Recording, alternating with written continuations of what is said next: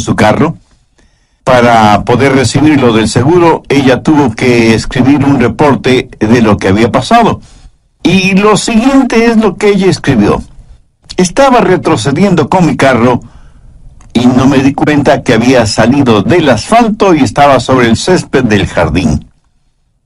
Crucé el césped, derrumbé una cerca de plantas, tumbé un tarro con basura y destruí el poste del buzón.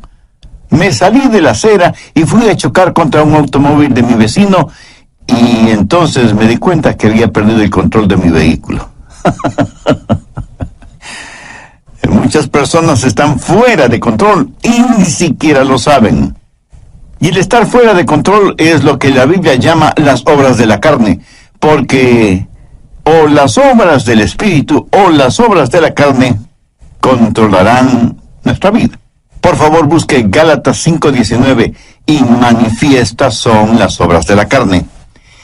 Espero que entienda que cuando la Biblia habla de las obras de la carne, no hace referencia a nuestro cuerpo físico, sino a nuestra naturaleza adámica, o sea, a nuestra naturaleza pecaminosa, que todos nosotros la heredamos desde nuestros antepasados.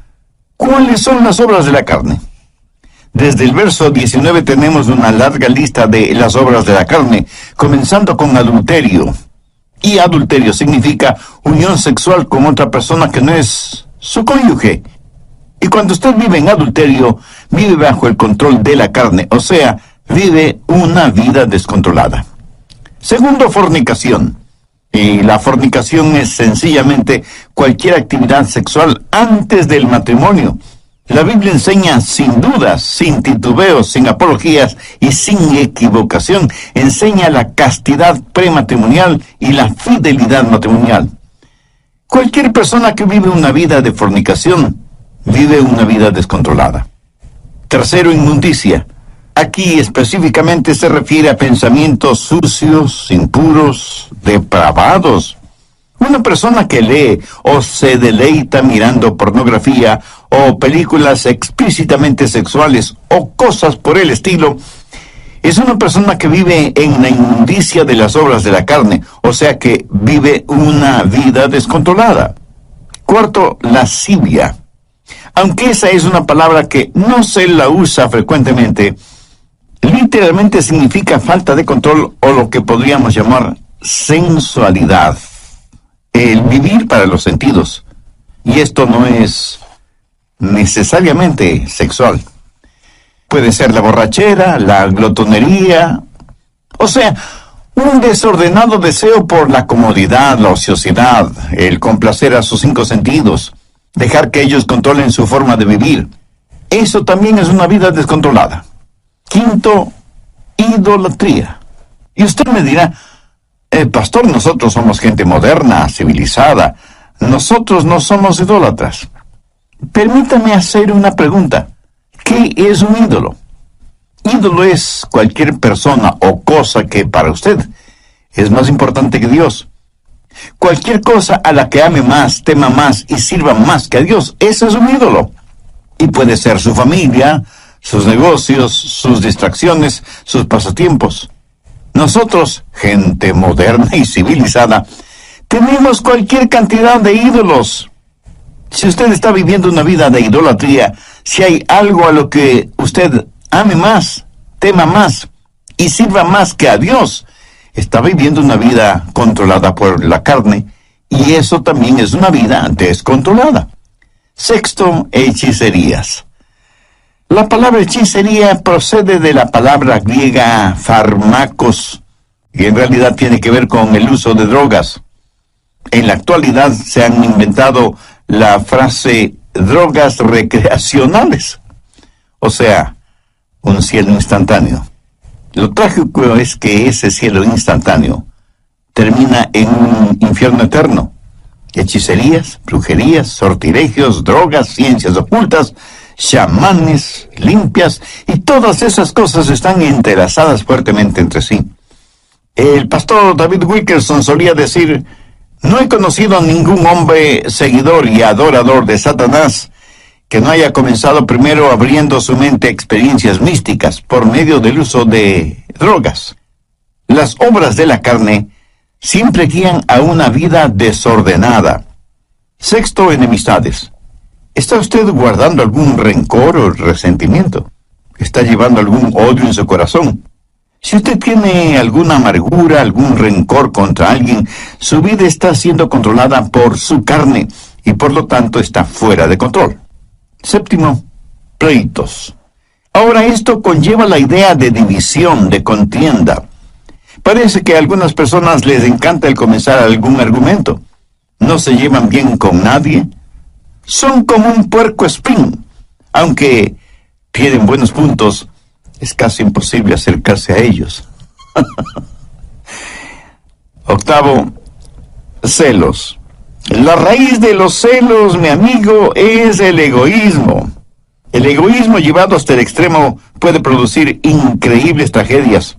Un fanático celoso es una formidable arma terrorista. Un fanático religioso es una aterradora arma en manos de Satanás. Noveno, iras. Estas producen un incontenible deseo de venganza, un consumidor afán de desquite. Y no importa cuán bajo tengamos que descender tanto y en cuanto podamos saciar nuestra venganza y aplacar nuestra ira. El único problema es que la venganza nunca ha traído paz a los vengadores. Décimo, contiendas. Y esto tiene que ver con personas especializadas en fraccionar un grupo humano. Una iglesia, por ejemplo. Si las cosas no se hacen a su manera, también pueden causar fisuras en un hogar, en el vecindario o en la comunidad. Décimo primero, disensiones. La palabra sedición, derivada de disensión, literalmente significa estar aparte y hace referencia a personas que forman pequeños grupitos y enclaves porque piensan que son mejores que todos los demás. A veces son precursores de cultos, logias y hermandades que son muy selectivos en cuanto a su membresía se refiere. Décimo segundo, herejías. Las herejías invariablemente están relacionadas con las doctrinas falsas y no quieren adherirse a la palabra de Dios. Personas controladas por las obras de la carne en vez de ser controladas por las obras del Espíritu. Décimo tercero, envidias. Una persona envidiosa es una persona que no está satisfecha con lo que tiene. Posee un espíritu de codicia. Carece de un espíritu de agradecimiento. Y no es que únicamente quiere más, sino que quiere tener más que todos los demás. Décimo cuarto, homicidios. Y no faltará quien inmediatamente pensará, qué bueno que yo no soy un asesino. Cuando Jesús interpretó no la letra de la ley, sino el espíritu de la ley, dijo que si tenemos odio, rencor, venganza en el corazón contra alguien, somos homicidas, sin necesidad de disparar un arma o de utilizar un puñal. Décimo quinto, borracheras. Esto no hace referencia al hecho de beber cerveza o licores hasta perder el sentido, sino a la realidad de que nuestra mente ha sido narcotizada, insensibilizada. Significa que tiene un impedimento en su capacidad mental. Así como el alcohol y las drogas son un impedimento moral y ético para quienes usan esos venenos. Décimo sexto, orgías. Hay gente que parece que están de fiesta todo el tiempo. Fiesta en el sentido mundano, tratando de silenciar la voz de sus conciencias, tratando de escapar de la realidad, hundiéndose en las indulgencias de los entretenimientos, incapaces de no tener nunca un pensamiento serio, puro, agradable. Las orgías no son solo materiales, sino también intelectuales y espirituales. Pablo termina esta lista diciendo, y cosas semejantes a estas. Está diciendo que todas estas son señales de una vida no controlada por el Espíritu, o sea, una vida fuera de control. ¿Cuál es el resultado? Tiempo perdido, cuerpos debilitados, pensamientos torcidos y vidas totalmente destrozadas. Gálatas 5:22 dice, mas el fruto del Espíritu es amor, gozo, paz, paciencia, benignidad, bondad, fe, mansedumbre, templanza. Contra tales cosas no hay ley. La palabra templanza significa estar bajo control. pero en este caso, estar bajo control del Espíritu Santo. Mi amigo, mi amiga, ¿quién está en control de su vida? Al respecto, hay algunas cosas importantes que debemos saber. Primero, cómo vivir una vida controlada por el Espíritu. Gálatas 5:13. Porque vosotros, hermanos, a libertad fuisteis llamados, solamente no uséis la libertad como ocasión para la carne, sino servíos por amor los unos a los otros. Y en el siguiente versículo, Pablo nos dice cuál es el estándar del amor. Porque toda la ley en esta sola palabra se cumple. Amarás a tu prójimo como a ti mismo. Ese es el estándar legal. Y si queremos saber si estamos viviendo una vida de acuerdo a los parámetros de Dios, solo tenemos que hacernos la pregunta, ¿amo a los demás como me amo a mí mismo? El estándar de una vida autocontrolada o una vida controlada por el Espíritu es la ley. Pero la medida de eso es el amor. Hay tres maneras de mirar esto de la ley. Algunos ven la ley como su enemiga. La carne les dice, no tengas nada que ver con ninguna clase de ley. La carne no quiere que nadie ni nada le sujete. Quiere hacer lo que le plazca. Eso es lo que se llama libertinaje. Otras personas miran a la ley como su amo. Y Pablo predica contra eso porque quienes viven bajo la ley están siempre luchando, pero nunca alcanzan la victoria. Saben lo que dice la ley. Saben que la ley es buena y justa, y por eso tratan de vivir bajo la ley, aunque eso les cueste la vida. Y quienes viven de esa manera, bajo la ley, son legalistas. Recuerde que la vida cristiana no es una relación de ley, sino una relación de amor. Muchos viven vidas de negativismo y ven a la ley como su amo. Gálatas 5:1. Estad pues firmes en la libertad con que Cristo nos hizo libres, y no estéis otra vez sujetos al yugo de esclavitud. Bueno, ¿y cuál es el yugo de esclavitud? Es el del esfuerzo propio. Cuando usted ve a la ley como su amiga, eso es libertad. Y tenemos tres opciones: libertinaje, legalismo o libertad. Y la Biblia dice que hemos sido llamados a libertad y que debemos estar firmes en la libertad con que Cristo nos hizo libres. Ahora escúcheme atentamente. Libertad no es hacer lo que se nos antoja. Nadie es verdaderamente libre hasta que no sepa lo que es control. Yo no sé interpretar música en ningún instrumento musical, lo cual me pone triste a mí, pero eso le alegra a muchas personas. Ahora, suponga que quiero tocar el piano y tan pronto me siento frente al piano, sé que ese piano está regulado por ciertas leyes. Y solo las personas que han aprendido esas leyes musicales son las que pueden hacer surgir melodías de ese piano. El salmista dijo, tus estatutos han sido mi canción en el día de mi peregrinaje. Cuando la Biblia dice que tenemos una vida de libertad, y esa libertad está controlada por el Espíritu, recién y solo entonces sabremos lo que es la verdadera libertad. Pero ¿cómo tener ese control, esa disciplina en nuestras vidas? No por medio del libertinaje, sino por medio de la libertad en el Espíritu. Nuestras vidas necesitan estar bajo control, pero no bajo nuestro propio control, porque eso lo único que producirá será libertinaje, sino bajo el control del Espíritu para tener libertad. Pero aún el parámetro de la libertad no es suficiente. Necesitamos fortaleza. ¿Dónde tener la fortaleza para vivir una vida controlada por el Espíritu? Bien, veamos Gálatas 5, versos 16 y 17. Digo pues, andad en el Espíritu, y no satisfagáis los deseos de la carne, porque el deseo de la carne es contra el Espíritu, y el del Espíritu es contra la carne, y estos se oponen entre sí, para que no hagáis lo que quisierais. Verá, parte de mi naturaleza es carnal, y parte de mi naturaleza es espiritual, cuando he nacido de nuevo. Y estas dos naturalezas están dentro de mí, y lo mismo pasa en usted, ¿verdad? Y el Espíritu Santo dice a nuestro espíritu, vive para Dios y vive victoriosamente. Es una especie de guerra civil dentro de nosotros. y por nosotros mismos no podemos tener la victoria. Entonces, ¿qué hacer? Verso 16. Andad en el Espíritu y no satisfagáis los deseos de la carne. Note que no dice satisfaced los deseos de la carne para que podáis andar en el Espíritu. Eso es legalismo. Y es el sendero por el cual caminan millones de seres humanos. Si alguna lección espiritual he aprendido y sigo aprendiendo, es que no puedo caminar en el Espíritu si lo que me interesa es complacer los deseos de la carne. La santidad no es el camino hacia Cristo.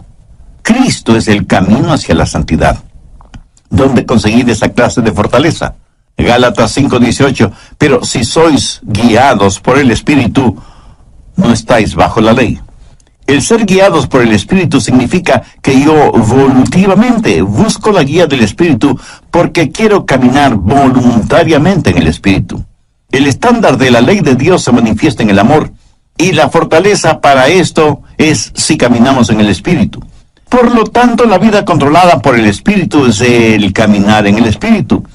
Y todos sabemos lo que significa caminar, ¿no es cierto? Pero pensemos sobre esto un poquito más. Primero, el empezar a caminar. Un viaje de 1 kilómetro o de miles de kilómetros empieza con un paso. Voy a caminar de aquí hasta allá. Ahora, el comenzar a caminar es un acto de mi voluntad. Pero escúcheme, la vida controlada por el Espíritu, la vida espiritual disciplinada, no se vive por el poder de la voluntad, sino que se la vive por el poder del Espíritu Santo. Pero usted debe decidir. Y yo no puedo decidir por usted. Nadie, absolutamente nadie puede decidir por usted. Es algo que solo usted puede decidir. Y puede decir, voy a vivir guiado por el Espíritu. Veamos Efesios 5:18. No os embriaguéis con vino, antes bien sed llenos del Espíritu. ¿Por qué Dios dijo por medio de Pablo que no debemos embriagarnos con vino y que más bien seamos llenos del Espíritu Santo? Porque quiere darnos no solo un contraste, sino también una comparación. Porque ser llenos del Espíritu es como estar embriagados con vino. El hombre puede decidir qué es lo que va a beber. Esa es su decisión. Pero una vez que decide qué beber, lo que bebe toma control de él. ¿Lo entiende? Cuando está borracho, está bajo la influencia, bajo el control de aquello que bebió. Así que por un acto de su voluntad, usted decide ser lleno del Espíritu. Pero una vez que eso se hace realidad, es el Espíritu Santo el que tiene control sobre usted. Ahora usted está lleno no de vino, sino del Espíritu Santo. Es el comienzo de su caminar espiritual. ¿Cómo calificaría usted su caminar actual? ¿Carnal o espiritual? Si su caminar aún es carnal, no quisiera caminar. Hoy, el doctor Adrian Rogers, en la voz del pastor Lenín de Llanón, nos entrega la segunda parte de su mensaje, Cómo tener una vida controlada por el Espíritu. Desde el programa anterior estamos estudiando cómo tener una vida controlada por el Espíritu, teniendo como base bíblica lo que el apóstol Pablo dice en Gálatas 5, desde el verso 19 hasta el 23. Y manifiestas son las obras de la carne, que son adulterio, fornicación, inmundicia, lascivia, idolatría, hechicerías, enemistades, pleitos, celos, iras, contiendas, disensiones, herejías y cosas semejantes, acerca de las cuales os amonesto, como ya os lo he dicho antes, que los que practican tales cosas no heredarán el reino de Dios. Mas el fruto del Espíritu es amor, gozo, paz, paciencia, benignidad, bondad, fe, mansedumbre, templanza. Vimos también algo detalladamente el significado de estas obras de la carne, e hice énfasis en primer lugar en cómo vivir una vida controlada por el Espíritu, porque como también lo dijo Pablo en Gálatas 5:13, porque vosotros, hermanos, a libertad fuisteis llamados. Solamente no uséis la libertad como ocasión para la carne, sino servíos por amor los unos a los otros. Y en el siguiente versículo, Pablo nos dice cuál es el estándar del amor, porque toda la ley en esta sola palabra se cumple: amarás a tu prójimo como a ti mismo. Bien, continuemos. Segundo, la circunferencia de su caminar. ¿Qué significa caminar en el Espíritu? Note que no dice caminar con el Espíritu. Tampoco dice caminar siguiendo al Espíritu. Claramente dice andad en el Espíritu. Para mí, eso significa que el Espíritu debe ser la circunferencia de su caminar. Por ejemplo, si yo le dijera a usted, camine en este edificio, significa que usted debe estar en ese edificio. El perímetro del edificio es la circunferencia dentro de la cual usted puede caminar. Si usted se sale del edificio, ya no estará en el edificio. Espero que lo entienda. Todos los países del mundo tienen sus fronteras. Para poder viajar de un país a otro, usted necesita un pasaporte con la visa respectiva. Y con eso usted puede viajar libremente de un país a otro. Pero a veces los países, por motivos de seguridad interna, cierran sus fronteras. Y uno puede llegar hasta la frontera, pero no puede pasar la frontera. Esa frontera es el límite de su caminar o de su viaje. Por analogía, el Espíritu Santo de Dios debe ser el elemento en el cual usted camina. El Espíritu debe ser el medio ambiente de su vida. Usted como que se encierra, se cubre, se cobija con el Espíritu Santo de Dios. ¿Está usted haciendo eso? Le puedo asegurar que su carne no quiere que haga eso. ¿Sabe por qué? Porque la carne le dirá, mira, no seas tonto. Fuera del Espíritu Santo puedes tener placeres y hacer cosas que necesitas para ser feliz. Escúcheme, una persona que tiene su vida controlada por el Espíritu Santo ha llegado a una conclusión terminante. No hay nada que valga la pena fuera de Jesús. Cuando usted pueda decir eso, es que está caminando en el Espíritu. No hablo del hecho real de que usted tiene que comer, dormir, trabajar, descansar, gozar de vacaciones y todas estas cosas. Todas estas cosas usted las necesita ver dentro del contexto de que el Espíritu Santo de Dios está guiando y dirigiendo su vida. Usted debe aprender a caminar dentro de la circunferencia y los parámetros del Espíritu Santo. Y cuando usted se salga de esa circunferencia, el Espíritu Santo le dirá, mire, estás cruzando el límite. Y usted retrocede y se arrepiente. Eso, mi amigo, es una vida controlada por el Espíritu Santo de Dios. Tenemos entonces el comienzo de nuestro caminar, la decisión del paso que vamos a dar y la circunferencia dentro de la que podemos caminar en el Espíritu. Pero todavía hay algo muy importante. Tercero, la continuación de nuestro caminar. Gálatas 5:16 dice, digo pues, andad en el Espíritu. Andad, en el original griego, conlleva la idea de mantenerse caminando. ¿Pero qué es caminar? Sencillamente una serie de pasos. Y aunque comienza con una decisión, no se detiene allí. La vida controlada por el Espíritu es una crisis que comienza con lo haré, pero es seguida por un proceso realizado un paso a la vez. Lo dije ya hace algunos minutos. Un viaje de 1 kilómetro o 1000 kilómetros comienza con el primer paso. Pero usted no se detiene después del primer paso, sino que sigue caminando paso por paso sin detenerse. Digo, si es que usted quiere llegar a alguna parte. Dicen que muchos caminan muy aprisa para llegar a un lugar que no conocen. Y estando ahí, no saben qué hacer. Despistados. Anota al margen Colosenses 2:6. Este es un versículo clave en una vida controlada por el Espíritu. Si usted está cansado y enfermo de las obras de la carne, si quiere tener la libertad y el gozo de pertenecer a los hijos de Dios, quiero que grabe en su mente y en su corazón Colosenses 2:6. Por tanto, de la manera que habéis recibido al Señor Jesucristo, andad en Él. Mi amigo, es muy importante que usted entienda bien esto. Si usted ha recibido al Señor Jesucristo en su vida, debe caminar en Él. Si yo le pregunto a usted si ya es salvo, y usted me responde afirmativamente, tácitamente me está diciendo que ya ha recibido al Señor Jesucristo como su Salvador. Por favor, escúcheme con atención. Si eso es cierto, o sea que usted ya es salvo o salva, entonces quiere decir que usted está caminando en Él. Bien, ¿me permite hacerle una pregunta? ¿Cómo recibió usted al Señor Jesucristo? Y probablemente usted me dirá, porque me arrepentí de mis pecados y deposité toda mi confianza y fe en Él. Muy bien, por arrepentimiento y fe. ¿Qué es lo que dice Pablo en Colosenses 2:6? Por tanto, de la manera que habéis recibido al Señor Jesucristo, andad en Él. Entonces, ¿cómo puede usted vivir una vida victoriosa? De la misma forma en que recibió a Cristo, por arrepentimiento y fe. Que note las tres últimas palabras del verso 6. Andad en Él. Y andad quiere decir caminar. Y el caminar se lo realiza un paso a la vez. Y usted necesita sus dos piernas para caminar.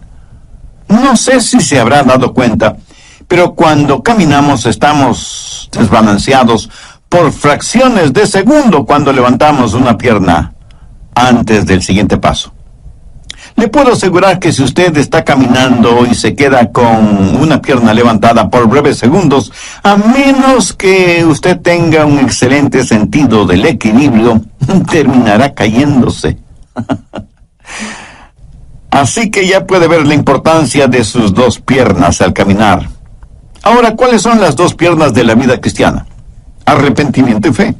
Pablo dice enfáticamente que si por arrepentimiento y fe hemos recibido al Señor Jesucristo, en arrepentimiento y fe debemos caminar en Él. Pero arrepentimiento y fe no es algo que usted hizo para salvarse, sino que es la forma de vivir de una vida controlada por el Espíritu. Y caminamos en el Espíritu para no cumplir con los deseos de la carne. ¿Cómo caminamos por arrepentimiento y fe? Entendamos lo que es arrepentimiento. Escuche atentamente lo que voy a decir, porque seguramente no será lo que usted piensa es el arrepentimiento, ni será lo que muchos definen como arrepentimiento. Arrepentimiento es la manera en que Dios se revela a nosotros, y fe es la manera en que Dios nos revela a Jesús. Y quiero que entienda bien esto, por eso vale la pena repetirlo. Arrepentimiento es la manera en que Dios se revela a nosotros, y fe es la manera en que Dios nos revela a Jesús. Arrepentimiento es cuando yo veo que estoy en bancarrota espiritual, y fe es cuando veo la gloria de Él. Cuando usted se salvó, cuando yo me salvé, lo hicimos por arrepentimiento y fe. Permítame compartir un poquito de mi testimonio personal. Cuando no era más que un muchachito, un jovencito, no sabía mucho de religión, y mucho menos de teología, por supuesto. Pero mi corazón tenía hambre de Dios. Luego escuché a un pastor predicando el mensaje de salvación y diciendo que solo en Jesucristo podríamos ser salvos. Hice esa decisión y le entregué mi corazón y mi vida al Señor Jesucristo. Le entregué todo lo que sabía de mí a todo lo que sabía de Él. Y francamente debo reconocer que yo sabía muy poco sobre mí mismo. Y obviamente muy poco sobre Jesús. Hasta ese momento no me había dado cuenta cuán pecador era. Y muchísimo menos, cuán glorioso era Jesucristo. Por eso digo que le entregué todo lo que sabía de mí a todo lo que sabía de Él. Pero desde entonces aprendí mucho acerca de mí. Y lo que aprendí acerca de mí no era muy agradable, que digamos. Y aprendí mucho acerca de Jesús, y Él es mejor, muchísimo mejor de lo que yo pensaba que era. Y porque recibí a Cristo con arrepentimiento y fe, comencé a caminar en Él. ¿Sabe por qué? Porque cada día aprendo más sobre mí. Y mientras más aprendo sobre mí, más tengo de qué arrepentirme. Pero también aprendo más sobre Él. Y mientras más aprendo acerca de Él, más y más confío en Él. ¿Lo entiende? Arrepentimiento y fe.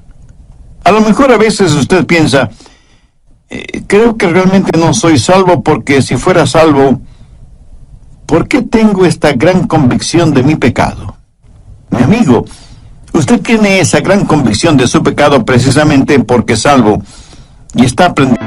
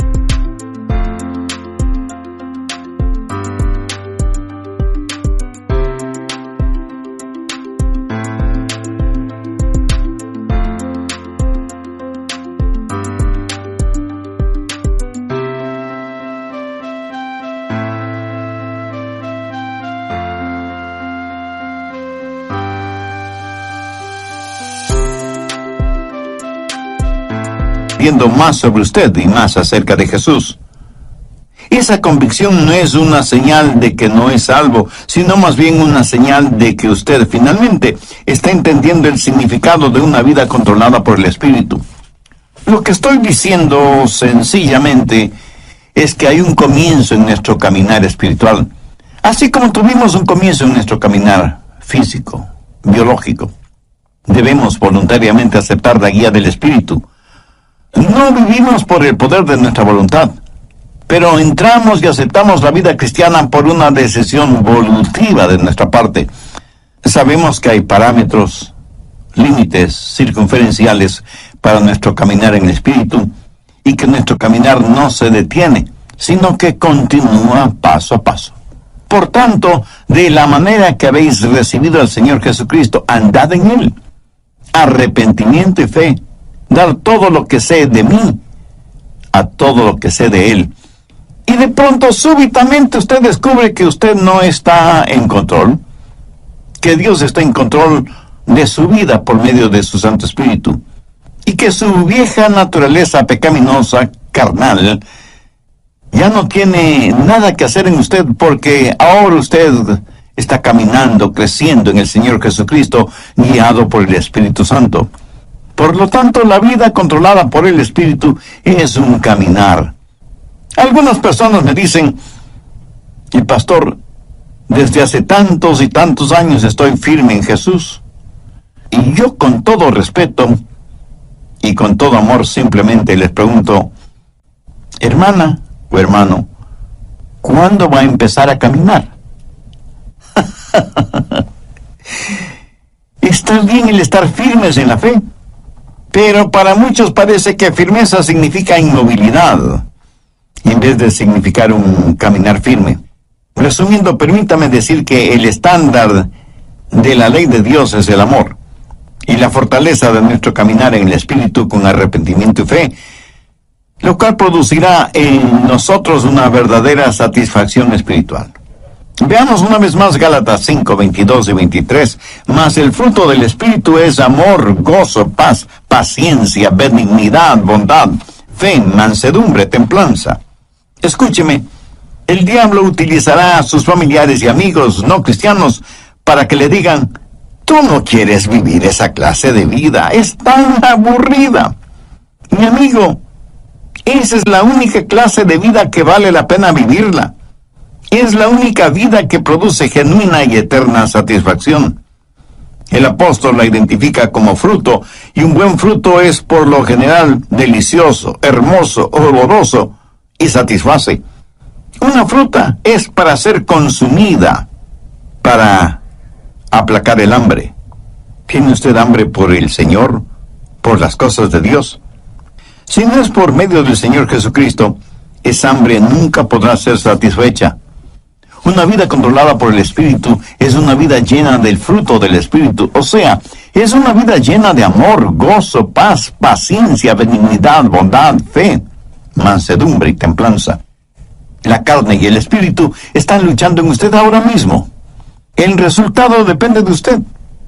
Si usted dice, Voy a vivir una vida de libertinaje y ver la ley de Dios como mi enemiga. No voy a vivir una vida de legalismo y tener la ley como mi amo. Si dice eso, le estará dando la victoria a la carne.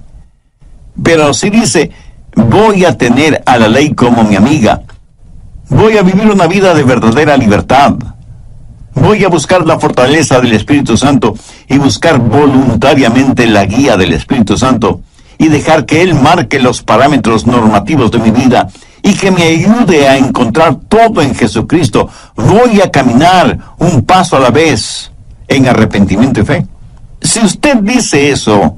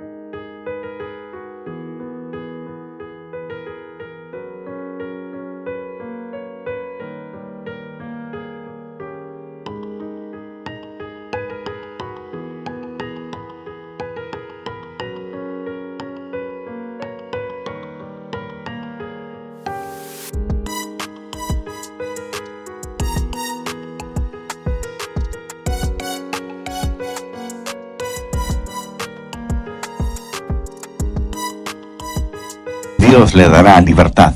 La libertad con que Jesucristo quiere hacerle libre. Y si hay alguna disciplina de su parte, no piense que la disciplina es restrictiva. Ninguna persona es más libre que aquella que vive una vida controlada por el Espíritu. Si usted que me está escuchando ahora mismo no es una persona ya salvada, ¿por qué no deja que Dios tome el control de su vida? ¿Por qué no ser de Jesús su mejor amigo? ¿Por qué no elevar su corazón a Dios este mismo instante y le dice, Dios, sé que soy pecador y estoy perdido espiritualmente. Necesito ser salvo y quiero ser salvo. Señor Jesús, tú moriste en la cruz para salvarme y prometiste hacerlo si deposito mi fe y mi confianza en ti. Pues este mismo momento, por fe, te invito a que vengas a morar en mi corazón y seas mi Salvador y mi Señor. Te entrego el control total de mi vida y